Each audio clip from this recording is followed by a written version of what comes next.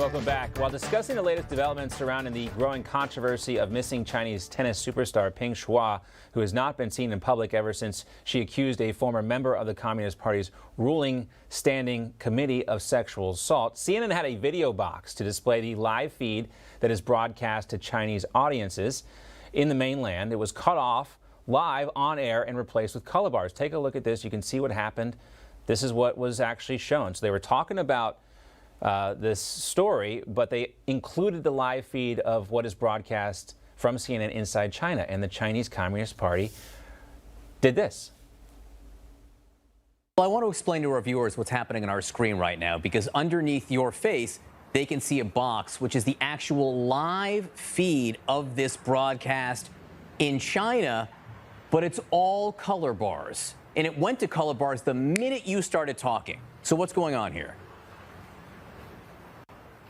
Chinese censors, John. I have lost count over the last 8 years here in Asia covering China of how many times CNN's coverage of controversial issues has been censored. It used to go to straight black. Now they've upgraded and they go to color bars. But nonetheless, it is a live, real-time example of the censorship that's happening in the mainland. So CNN now suddenly concerned about this. Let's welcome in Gordon Chang, author of The Great U.S.-China Tech War and the Coming Collapse of China. You can catch him on Twitter at Gordon G. Chang. Great to see you, Gordon. Good to see you, John. All right. I mean, this is not new, right? This is just, I think, getting more attention because the story, you have a female tennis star. It's being talked about by other professional athletes and concerned folks. But this is part and parcel in what you have talked about for a long time and what we have come to expect from the Chinese Communist Party. Yes, Chinese leaders are not accountable. And Zhang Gaoli at the time was no longer sitting on the Politburo Standing Committee. But nonetheless, in the Chinese system, he was still a powerful figure.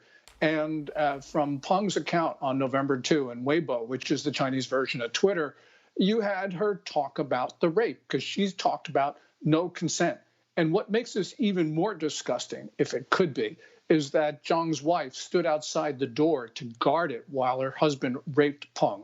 So these are monsters. And the Chinese people know it. But obviously, the monsters don't want the people hearing about this day in and day out.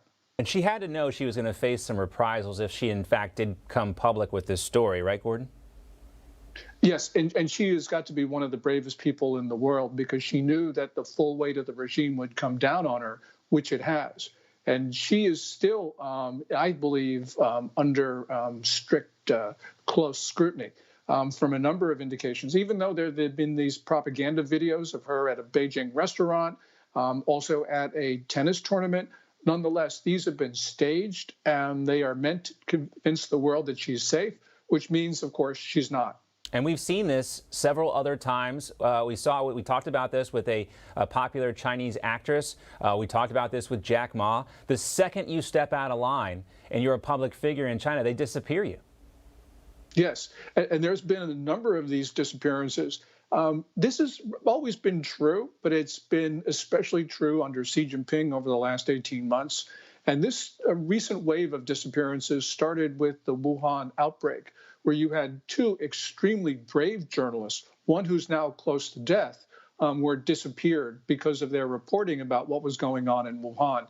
And the regime, Jack Ma, as you just pointed out, a number of celebrities. But this one about Peng has really captured the world's imagination because it is on the eve of the Beijing Olympics. And now there's a real possibility that those Olympics might be moved because the International Olympic Committee is now itself under pressure. As they should be. We talked to Marsha Blackburn. We talked to Marsha Blackburn about this. How can any athlete, whether they're from America or any other country, feel safe going to communist China right now at a time like this? Something else I wanted to ask you about, Gordon, and these are allegations about John Kerry, President Biden's climate czar, holding a $1 million stake in an investment fund that backed a Chinese company now under fire for profiting from slave labor. This comes to us from Nebraska Senator Ben Sasse. He's demanding answers now from Kerry. Also, former President Trump slapped China with severe sanctions on Chinese slave labor. But this is, again, one of those blind spots that the Biden administration seems to be willing to leave blind. Yes, I mean, this is particularly disgusting. Kerry should not have ever invested in this in the first place. but especially now. But, this is really part of the woke left, because it's not just Kerry, it's LeBron James as well, who lectures us about racism, who endorses a company which had its shoes made by essentially forced labor, probably slaves of a racial minority, no less. So really, this is a sickness of the left. Yeah, and the silence is deafening, too, on these issues from these officials. Gordon Chang, thank you so much. Great to see you as always. Thank you, John. Hey, I'm Rob Finnerty. Thanks for watching. If you enjoyed this video, please join the conversation in the comments below. Don't forget to subscribe, too. Hit the bell icon to be alerted to breaking news. And remember, there's a whole lot more on Newsmax TV, America's fastest growing cable news network. Newsmax TV, we're real news for real people.